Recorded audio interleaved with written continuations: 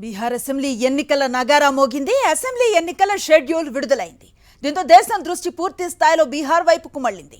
ఉత్తరప్రదేశ్ తర్వాత రాజకీయంగా కీలకమైన రాష్ట్రాల్లో బీహార్ది రెండవ స్థానం. అందుకే బీహార్ ఎన్నికలను అన్ని పార్టీలు చాలా ప్రతిష్టాత్మకంగా తీసుకుంటున్నాయి. మూడ్ ఆఫ్ ద నేషన్ ని నిర్ణయించే ఎలక్షన్ గా భావిస్తున్నాయి. బీహార్ దంగల్పై స్పెషల్ స్టోరీ.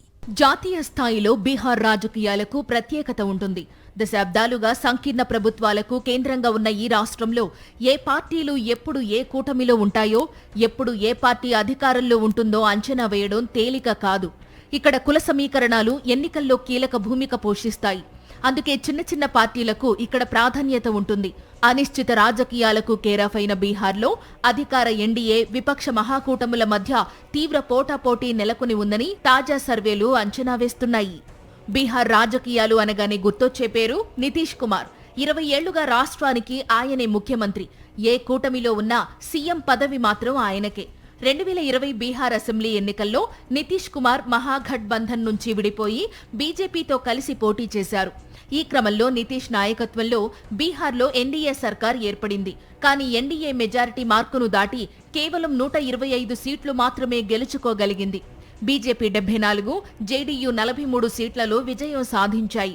బీహార్లో అధికారం చేపట్టడమే కాదు, పార్టీ చరిత్రలోనే అత్యధిక స్థానాలు గెలుచుకున్నందుకు బీజేపీ పెద్ద ఎత్తున సంబరాలు చేసుకుంది. 2020లో ఆర్జేడీ 144 స్థానాల్లో బరిలోకి దిగి 75 చోట్ల విజయం సాధించింది.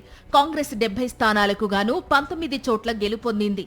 సిపిఐ ఎంఎల్ 19 నియోజకవర్గాల్లో పోటీ చేసి 12 చోట్ల గెలవగా, సిపిఎం, సిపిఐ చెరో 2 సీట్లు సాధించాయి. 2020 అసెంబ్లీ ఎన్నికల్లో బీహార్లో అతిపెద్ద పార్టీగా ఆర్జేడీ అవతరించింది. లాలు యాక్టివ్గా లేకున్నా యువనేత తేజస్వీ యాదవ్ పార్టీని ముందుండి నడిపించారు. ఎగ్జిట్ పోల్స్ అన్నీ తేజస్వీనే ముఖ్యమంత్రి అని చెప్పేశాయి. అయితే ఫలితాలు మాత్రం తారుమారయ్యాయి. దీనికి కారణం కాంగ్రెస్. బలంగా 70 సీట్లు తీసుకుని కేవలం 19 స్థానాలు మాత్రమే గెలిచింది. ఇదే మహాకూటమిని అధికారానికి దూరం చేశాయి. ఈసారి ఈ తప్పు జరగకుండా తేజస్వి జాగ్రత్త పడుతున్నారు. సీట్ల సర్దుబాటు విషయంలో కాంగ్రెస్తో కఠినంగా వ్యవహరిస్తున్నారు. అందుకే మహాకూటమిలో సీట్ల పంపకం ఇంకా కొలిక్కి రాలేదు. అధికార ఎన్డీఏ, విపక్ష మహాగఠబంధన్తో పాటు ఈసారి బీహార్లో ప్రశాంత్ కిషోర్ జనసూరజ్ పార్టీ ఎంట్రీ ఇవ్వనుంది. గత 3 ఏళ్లుగా పీకే బీహార్లో పాదయాత్ర చేస్తున్నారు. జనాభా శాతం ప్రకారం ఎమ్మెల్యే అభ్యర్థులను ఎంపిక చేస్తారని ప్రకటించారు. 2025లో తానే కింగ్ మేకర్ అంటూ ప్రకటనలు ఇస్తున్నారు. జనసూరజ్ పార్టీ ఎవరి ఓట్లు చీలుస్తుందో అనే టెన్షన్ అధికార విపక్షాల్లో ఉంది. తేజస్వీ యూత్ ఫాలోయింగ్, మైనార్టీ ఓట్లను పీకే తన వైపు తిప్పుకుంటున్నారు. దీంతో మెజారిటీ నష్టం మహాకూటమికే అనే విశ్లేషణలు వినిపిస్తున్నాయి. మరి బీహార్ ఓటరు తీర్పు తెలియాలంటే మరికొన్ని రోజులు ఆగాల్సిందే.